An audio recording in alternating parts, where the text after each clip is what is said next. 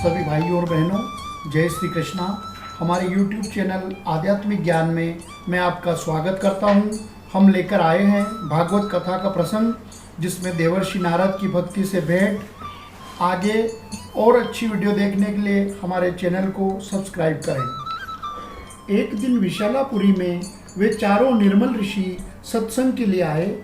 वहाँ उन्होंने नारद जी को देखा। सनकादि ने पूछा, ब्राह्मण, आपका मुख उदास क्यों हो रहा है? आप चिंतातुर क्यों हैं? नारद जी ने कहा, मैं सर्वोत्तम लोक समझकर पृथ्वी पर आया था। यहाँ पुष्कर, प्रयाग, काशी, नासिक, हरिद्वार, कुरुक्षेत्र आदि कई तीर्थों में मैं इधर उधर विचरता रहा, किंतु मेरे मन को कोई शांति नहीं मिली। इस समय अधर्म के सहयोगी कलयुग ने सारी पृथ्वी को पीड़ित कर रखा है। अब यहाँ सत्य, तप, शौच, दया, दान आदि कुछ भी नहीं है।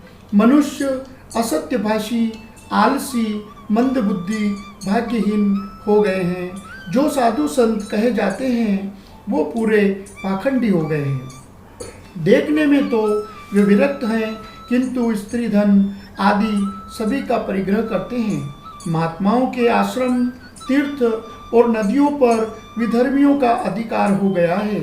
उन दुष्टों ने बहुत से देवालय भी नष्ट कर दिए हैं। इस समय यहाँ न कोई योगी है, न सिद्ध है, न ज्ञानी है, और न सत्कर्म करने वाला ही है।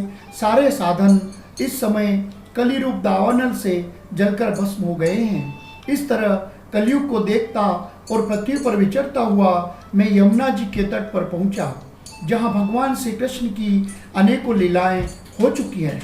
मुनिवरों सुनिए, वहां मैंने एक बहुत बड़ा आश्चर्य देखा। वहां एक युवती खिन्न मन से बैठी थी। उसके पास दो वृद्ध पुरुष अचेत अवस्था में पड़े जोर जोर से सांस ले रहे थे। दूर से यह सब चरित्र देखकर मैं कुतूहलवश उसके पास चला गया।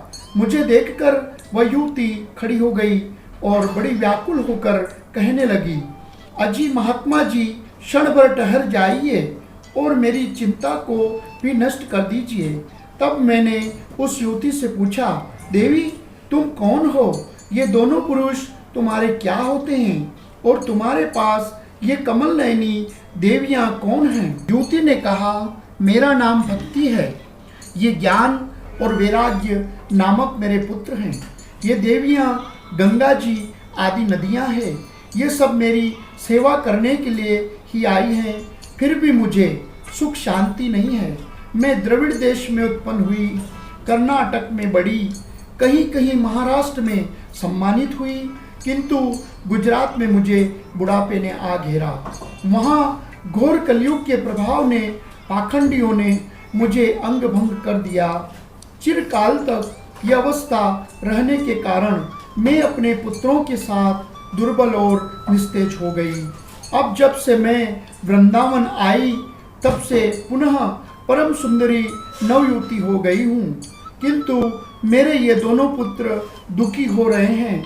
मैं तरुणी क्यों और ये दोनों मेरे पुत्र बूढ़े क्यों? महात्मन, आप इसका कोई उपाय बताएं जिससे मेरे पुत्रों का दुख दूर हो सके। नारद जी ने कहा, देवी, यह दारुण कलयुग है। इसी से इस समय सदाचार, योग मार्ग और तप आदि सभी लुप्त हो गए हैं। लोग शठता और दुष्कर्म में लगकर अगासुर बन रहे हैं।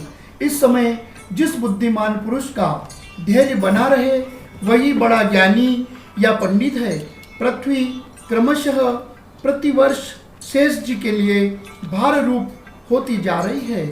अब यह छूने योग्य तो क्या, देखने योग्य भी नहीं रह गई है, और न इसमें कहीं मंगल ही दिखाई देता है। अब किसी को पुत्रों के साथ तुम्हारा दर्शन भी नहीं होता। वृंदावन के संयोग से तुम फिर नवीन तरुणी हो गई हो। अतः यह वृंदावन धाम धन्य है, जहाँ भक्ति सर्वत्र नृत्य कर रही है, परंतु तुम्हारे इन दोनों पुत्रों को यहाँ कोई मानने वाला नहीं है, इसलिए इनका बुढ़ापा नहीं छूट रहा है। जिस दिन भगवान श्री कृष्ण इस भूलोक को छोड़कर अपने परम धाम को पधारे, उसी दिन से यहाँ संपूर्ण साधनों में बाधा डालने वाला कलयुग आ गया। इस समय लोगों के कुकर्मों में प्रवृत्त होने के कारण सभी वस्तुओं का सार निकल गया है। ब्राह्मण केवल अन्न धनादि के लोभवश घर घर एवं जन जन को भागवत की कथा सुनाने लगे हैं। इससे कथा का सार चला गया है।